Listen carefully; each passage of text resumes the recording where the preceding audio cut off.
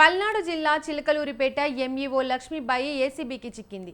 PF డబ్బుల file ట్రెజరీకి పంపేందుకు 30,000 రూపాయలు demand చేసింది. ఎంఈఓ లక్ష్మీబాయి డబ్బులు తీసుకుంటుండగా రెడ్ హ్యాండ్గా ఏసీబీ అధికారులు పట్టుకున్నారు. మధ్యవర్తి మాజటి వెంకట శ్రీనివాసరావు చేత డబ్బులు డిమాండ్ చేయించినట్లు ఏసీబీ అధికారులు గుర్తించారు.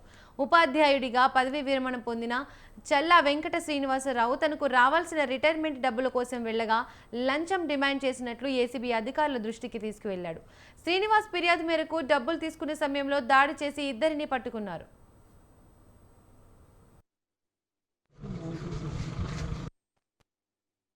రెండు సంవత్సరాల నుంచి ఈ ఎంఈఓ గారు ఇక్కడ ఉన్న చిలకలూరుపేట ఎంఈఓ గారు అనేటువంటి ఎంఈఓ 1 కే లక్ష్మి అనేటువంటి మేడం గారు మాకు డీడీఓ ఆమెను. కాకపోతే నాకు రావాల్సినటువంటి ఏరియర్స్ కానీ ఇంకోటి కానీ జీతాల బిల్లు కానీ ఇతరత్ర ఇవ్వకుండా నన్ను చాలా ఇబ్బంది పెడుతున్నది. గతంలో కూడా 5 నెలలు జీతం దానికి డబ్బులు తీసుకొని కూడా పంపిస్తానని చెప్పి సగమే ఇచ్చెగ్గొట్టింది.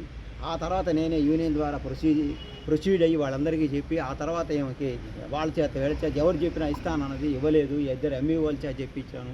ఇచ్చిన దానికి కూడా మళ్ళీ డబ్బులు ఇవ్వాల్సింది కాల్ చేసి 20,000 అంతం అడిగింది. దానికి కూడా ఇచ్చాను. ఇప్పుడు నాకు పెన్షన్ రావాలి 8 లక్షల చిల్లర.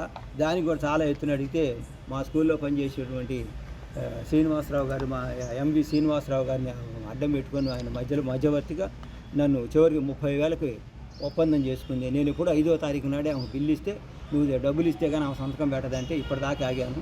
నేను ఏసీబీ వారికి తెలియజేయటం జరిగింది. వారు వచ్చి రెడ్ హ్యాండెడ్గా ఇంటి దగ్గరే పట్టుకోవడం జరిగింది.